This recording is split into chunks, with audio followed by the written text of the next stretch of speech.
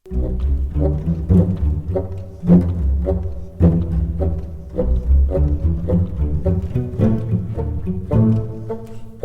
surprised they parked it back right outside the main dealership, because it does bring the tone down a little bit. Hello everybody, welcome to number 27 from me, Jack, and from my S Class shed. So I think the next natural progression for this car, which I bought for just £900, I have found a few bits, but I want to take it to Mercedes and get them to give me an estimate for all the work that is needed to it, because I think that will be quite interesting and potentially quite humorous. But before we do that, I'd already found out in the last video that one of the track rods at the front on the steering arms basically is bent. That was definitely giving some of the error messages that were coming up for the ABS, traction control and so on. So before taking it there, because I already know what that is and that should be relatively simple and quick to do, I want to sort that out. So I'm going to do that first, then we're going to take it over to Mercedes. Of course, when you try and do these things, a million things go wrong. The first thing is that all the wheels have got like a Mercedes security bolt on them. And I've looked absolutely everywhere in this car, including at the back where I think I can see where it used to be kept, but it's no longer there. So that means I can't get the wheel off, is the first thing. Second thing is the track rod end. This part of it wouldn't come off. The inner tie rod wouldn't come off from the track rod end. I tried everything, including cutting the bolt, and it's just not budging. So I've ordered another track rod end, because I'm going to replace the whole thing and I'll have to split the ball joint. Okay, it just had to interrupt there briefly because I've had the second delivery of today, which is the track rod end that I was talking to you about. So essentially, to be able to change that track rod and to change the whole linkage, I'm going to have to get the wheel and tyre off. So I took the car off the jack stand and I was going to drive it to Mercedes, and they confirmed that they do have them. The moment I lowered the car, got it in it, started it up, and the fabulous suspension error messages that I've heard so much about, but was one of the only things that this wasn't doing, they have come up. And of course, it is just completely sinking to the ground on that corner, which is the corner I jacked up. If there are cracks in the top sort of seal, I think it is, for the airbag, it can sort of completely...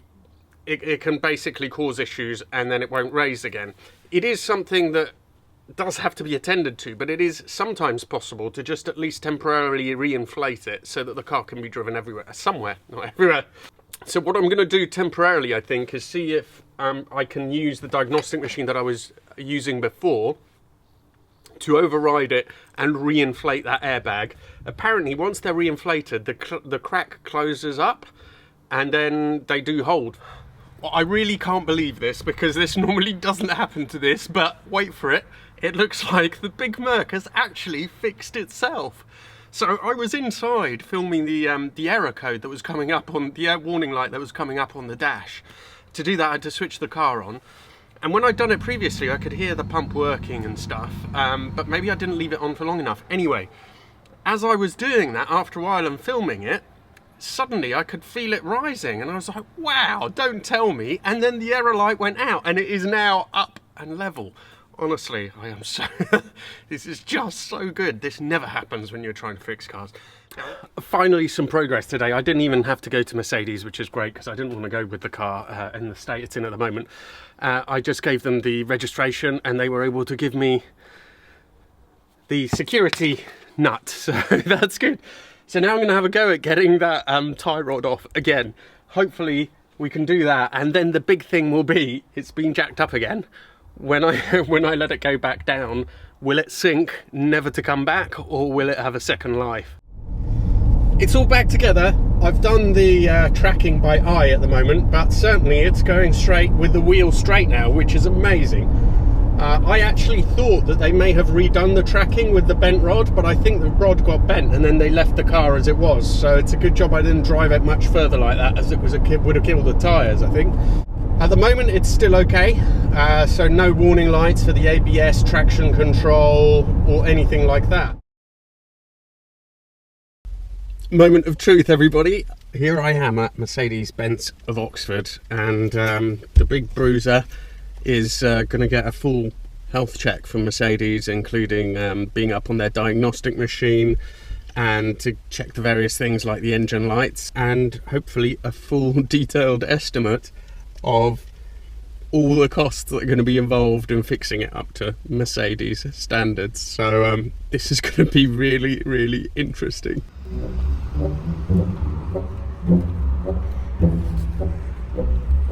On the whole, I think the Big Mac has distinguished itself quite well.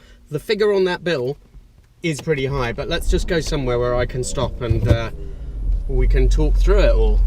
I'm pretty surprised they parked it back right outside the main dealership, because it does bring the tone down a little bit, but I thought they would have hidden it round the back somewhere, but no.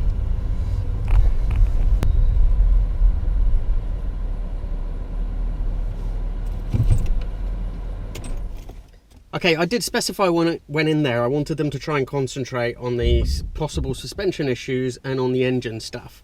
I didn't really want them picking up things like, you know, the wiper blades needed doing and so on. They have still done that, but to be fair, the chap I spoke to in there did explain to me that they're duty bound to do that as part of the sort of safety checks, so fair enough. So they pointed out, recommending cleaning the headlamps, which is fine. The wipers are worn and split, that's £40. The SRS warning lamp, so that is the seat pad, which again I told them not to bother looking at, but they have because it's a safety issue. That was 2.8-hour job, they think, at £680, which is obviously not a route I will be taking, but we can discuss that in a further episode. The brakes are all okay. The rear pads are quite worn, but they are still legal, so that's fine. But that has come up as a warning that they do need to be replaced, as a red one. Underneath the car, steering, suspension, excessive play in both front lower ball joints, replace. 4.6 hours they're quoting for that, and £800, which is massive. Both have been looked at. One is absolutely fine. Obviously they found a little tiny bit of play in it. The other one you can feel play, but again apparently it wouldn't fail an MOT, so not worried about either of those.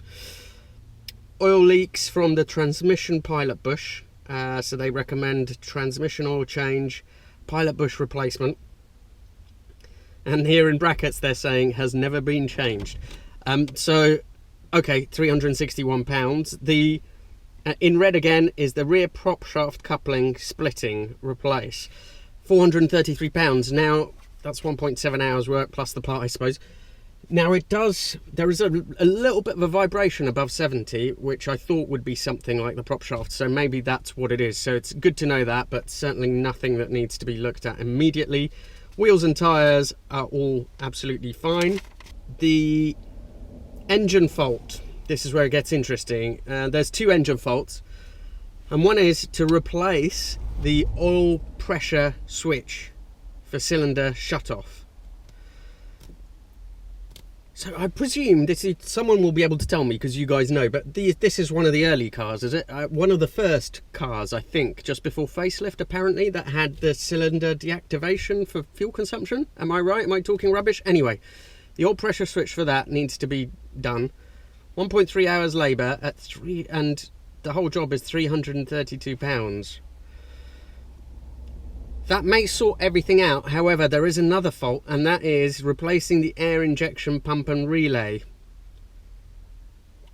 and retest, and that is 1.7 hours labour and £1,044. So I presume that's the air injection pump is mostly what that price is, and that's including the VAT. They tested the suspension, that also quite interesting, and they say it's all working absolutely perfectly, and they've had a look. They haven't been able to find any leaks anywhere.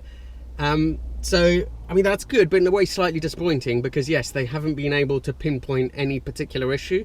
They're saying there's no leaks they can find. It's all fine. They've raised it, lowered it, gone through it, and it's all working fine. So they're saying if issues reoccur, then it will require a new compressor, filter, and level valve as a first repair. They're talking about possible water in the system or damaging valve seats. Now, because it was just one side, obviously I know better than Mercedes, don't I? But I would think anyway that it would be that particular strut which is leaking somewhere, rather than replacing the compressor, filter and level valves. all seems a bit weird. If it did deflate all the way, that air went somewhere and it must have come out of that strut. So I find that sort of possible diagnosis a bit, I don't know what to think about that, but they're quoting 783 for that. So the grand total for Merc to not make this like new, but to sort of bring it up to scratch is, are you ready for it? £5,348 to fix this £900 car. Now, let's not be unfair to Mercedes, because it would be really easy to do that. To be quite honest, I think that they've done all right. The service has been really, really good. And they've gone through, they've done what I've asked. And of course, main dealer prices are going to be quite high. And to be honest, within this, I think it looks like the suspension's just going to be all right for a while longer. There is something going on there, but it never, I never find it lower on one side than the other, one day to the next. So I think you can take off that 783 at the moment. I don't think that's an issue.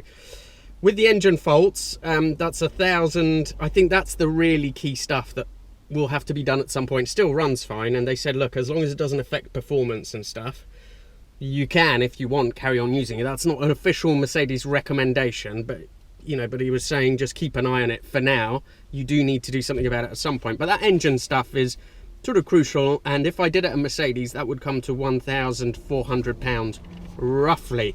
They would do the first fault first and see if that sorts things out. If not, we'd have to go for the second injection pump as well, which would bring it up to the full cost. And the rear prop shaft coupling, 1.7 hours and 433. It's odd because when I looked at that, if it's the donut 3/4 of the way down, it looked absolutely fine. So I don't know if it's that or another coupling that I hadn't looked at, maybe, that they're talking about. Anyway, on the whole, as I said, yes, okay, it does sound like a lot of money on a £900 car. It was never going to be anything other than that. This is a main dealer. And on the whole, everything they've suggested is pretty sensible. Obviously, I'm not going to be spending £5,000 on this car. But once again, really, the faults that they have found on my £900 2002 W220 S Class, I think this is like a brilliant report card for this car. I'm just liking it more and more. I think it's, when you get these cars that they give you back more than you expect, because I was expecting nothing from this, it's always just a great feeling. Thank you all so much for watching. I think having seen this, I am definitely going to sort out that rear arch as well, the rust on there. And we will have a look and see what to do about the engine stuff. I don't know if it's something I might be able to do myself, perhaps. Now that I have a bit better diagnosis, I'm going to just look into the DIY stuff, and maybe I'll do that myself as well. But let's see. Thank you so much for watching. Please do subscribe if you haven't already. If you need to contact me, then Instagram is the best way. And see you for the next one.